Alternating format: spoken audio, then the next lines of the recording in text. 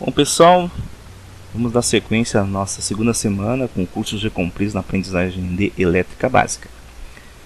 Então, antes de mais nada, eu quero dizer para vocês que essa videoaula ela vai ter duas partes. Na primeira, a gente vai falar sobre o conceito de elétrica, ainda, embora a gente já tenha feito um vídeo sobre isso. Vamos tentar transformar as coisas, explicar as coisas de maneira ainda mais nítida, mais tranquila. E importante dizer que não se preocupem assim em decorar conceitos, a gente vai aprendendo as coisas. Então a primeira parte é sobre esses conceitos e a segunda parte a gente vai meter a mão na massa aqui. A gente vai explicar como é que funciona lá a simulação elétrica lá no G-Compris, tá? Bora nós.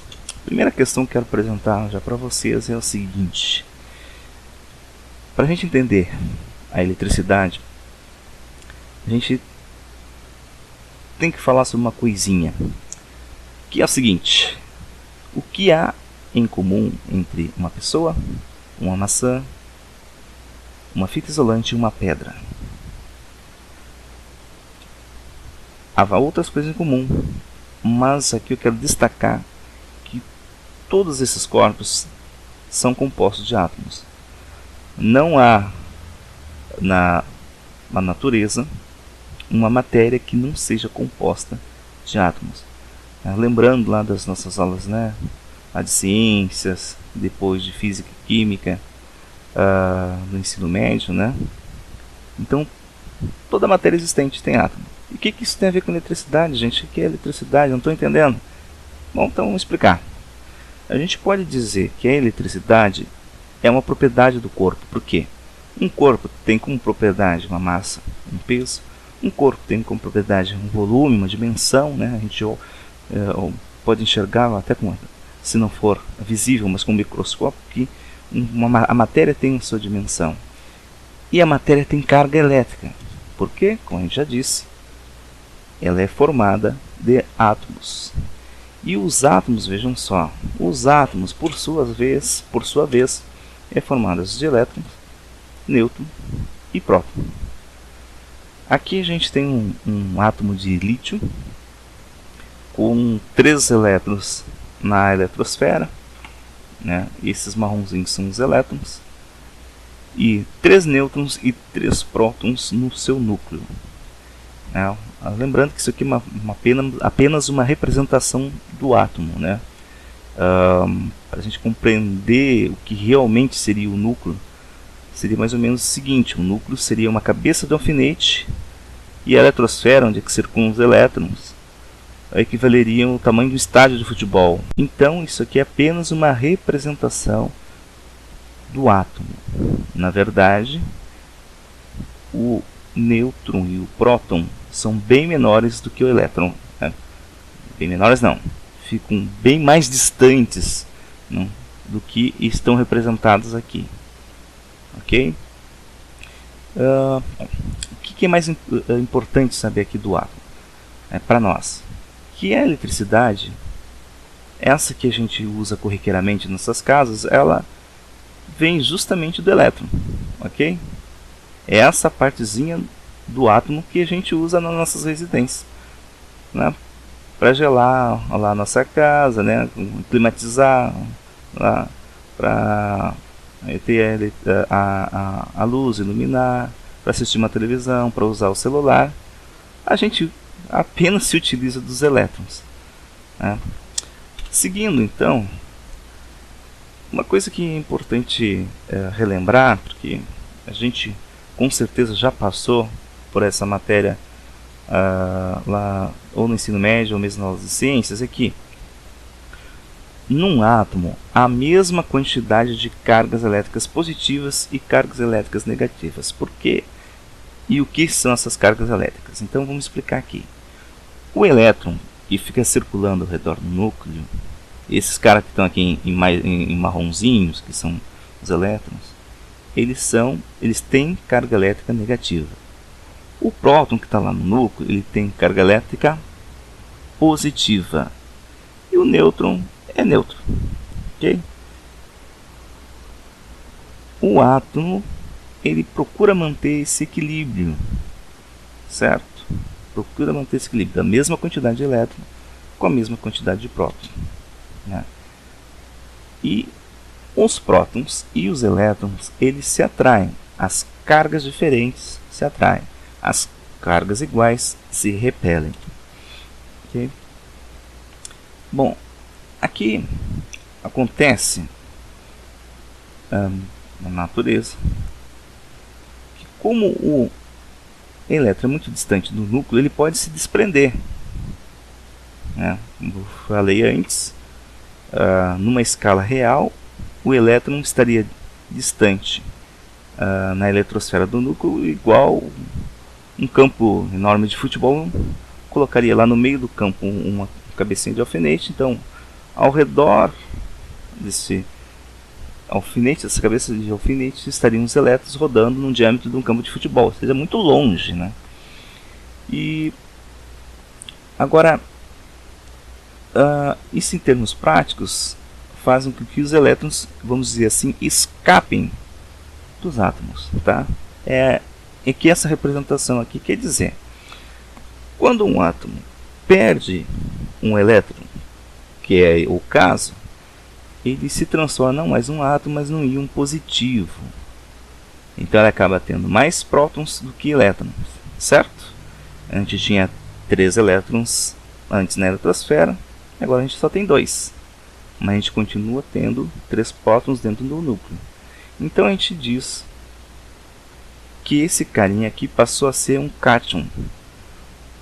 Aí, esse átomo é uma representação do elemento do lítio, tá?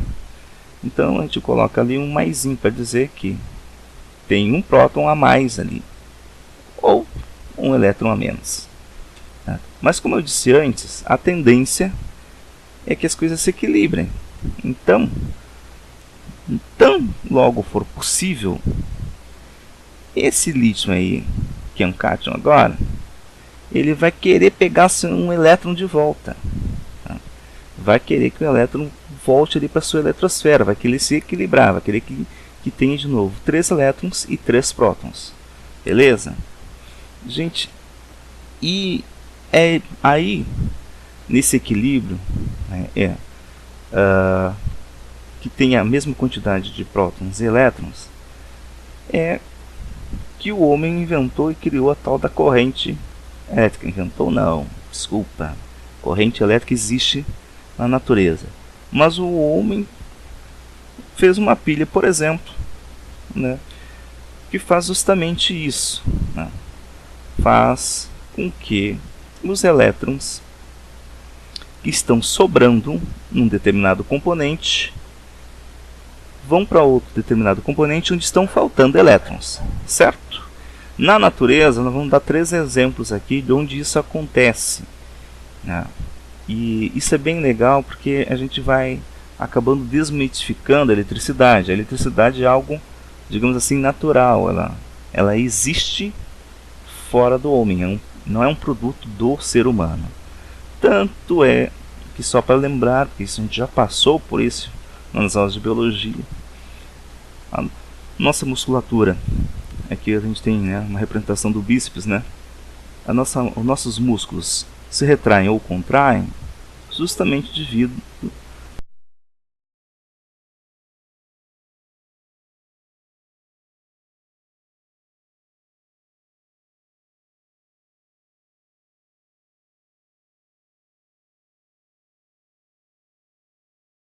devido a um processo eletroquímico, né? A gente tem lá que, não sei se vai dar para enxergar aí, mas a gente tem um sódio que é um cátion, porque nessa representação do sódio, né, elevado à potência de 2, está faltando 2 elétrons, está faltando 2 elétrons e está sobrando 2 cátions, entre aspas, né? Então ele vai pegar 2 elétrons ali para se estabilizar de novo. Bom, é através do processo eletroquímico, né, é que a nossa musculatura também é através do processo eletroquímico que a nossa musculatura funciona. Da mesma forma, também através do processo eletroquímico, que eu estou conseguindo falar aqui, que vocês estão conseguindo entender esse vídeo, porque os nossos neurônios, eles fazem a tal da sinapse através de um processo eletroquímico.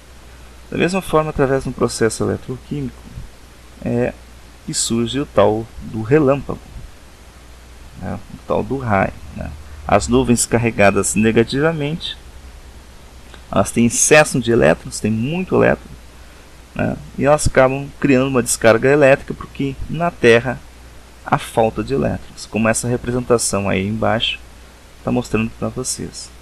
E o ser humano inventou a pilha, que também aproveita dessa mesma propriedade, digamos assim, que tem alguns materiais, certo? Então na pilha você vai ter um lado que está faltando elétrons, então ele está com um sinalzinho de mais, e no outro lado com um sinalzinho de menos, que está sobrando elétrons. Quando a gente conecta os dois polos da pilha, acaba passando a corrente de um lado para outro, acaba passando elétrons de um lado para outro, como a gente já assistiu nos vídeos anteriores, tá? Bom, eu não vou entrar mais em detalhes da pilha, como eu iria entrar aqui. Vamos direto para a prática aqui. Vamos lá olhar o G-Compris. Então no G-Compris aqui tem a tela inicial, a gente vai entrar, aliás não é a tela inicial, que eu já entrei aqui na categoria de ciências, no porquinho, já cliquei aqui no ícone do porquinho, tá? E vou clicar aqui nesse ícone da simulação elétrica. Cliquei aqui. Então abriu o ambiente de simulação elétrica, certo? Ele é bem simples, bem intuitivo de usar, a gurizada vai gostar bastante. A gente simplesmente arrasta o ícone e solta. Arrasta e solta. E aí a gente vai colocando os elementos dentro desse quadro aqui, tá? A gente só clica em cima, arrasta e solta. Se a gente quiser apagar, a gente vem aqui nesse canto superior esquerdo, clica na borrachinha e vai apagando os elementos aqui que a gente adicionou. Vamos clicar na borrachinha e vai apagando os elementos que a gente adicionou. Tá? Para adicionar de novo, a gente clica nesse ícone verde aqui e vai adicionando os elementos de novo. Bom, os componentes. O que a gente vai fazer agora? A gente vai pegar a pilha, vamos largar aqui nesta posição, pegar uma lâmpada, largar numa outra posição mais longe. Então eu vou colocar aqui para cima para ficar melhor de visualizar. E como eu falei antes, os elétrons que estão aqui no menos, aqui tem sobra de elétrons, estão loucos para sair daqui e equilibrar a equação, tá? E para o outro lado está faltando elétrons no mais. É isso que vai fazer com que a lâmpada acenda, né? Vai sair elétron daqui, passar por esse fio condutor, passar por dentro da lâmpada, pelo filamento ali, e atravessar por fio condutor de novo até aqui o polo positivo da pilha, certo? Isso vai acender a lâmpada. Olha aqui a nossa simulaçãozinha, tá? Aparecem uns números aqui que nós ainda vamos falar lá para frente. Agora, o legal aqui é só da gente entender aqueles conceitos todos que a gente já foi explicando, tá? A pilha vai acender a lâmpada porque os elétrons vão passando de um polo, do polo negativo para o polo positivo, certo? Bom, aí tem uma outra coisa para a gente fazer aqui. A gente pode usar um outro elemento. Aqui a gente fez um mini circuito elétrico com dois componentes apenas, certo? O que a gente vai agregar aqui? Vamos agregar esse cara aqui que representa o interruptor. Então esse cara representa o interruptor. A gente está difícil de gravar aqui, tem muito barulho externo. Vamos ver se vocês vão conseguir me ouvir aí. Bom, agreguei o interruptor. Agora acabei apagando sem querer. Vou clicar aqui no ícone verde para colocar a lâmpada de volta. Isso acontece com frequência. Vamos até colocar escuro assim que fica melhor. Então nós vamos clicar, arrastar até o interruptor. um fio condutor, clicar do interruptor, uma ponta do interruptor até a lâmpada, outro fio condutor, e clicar da lâmpada até o polo positivo da pilha, um outro fio condutor. Ora, a lâmpada não acendeu. Por que não acendeu? Porque o interruptor está interrompendo a passagem de elétrons, ou seja, a corrente elétrica, ok? Então é preciso apertar no interruptor e aí acende a lâmpada. Aí a passagem de corrente. Aí os elétrons conseguem fluir de um lado para o outro. Questãozinha aí para vocês, tá? E vai ficar lá, vou colocar lá de tema, né? Por que a pilha tem um tempo definido de vida útil? Por quê? Bora pesquisar? Por hoje é só, pessoal.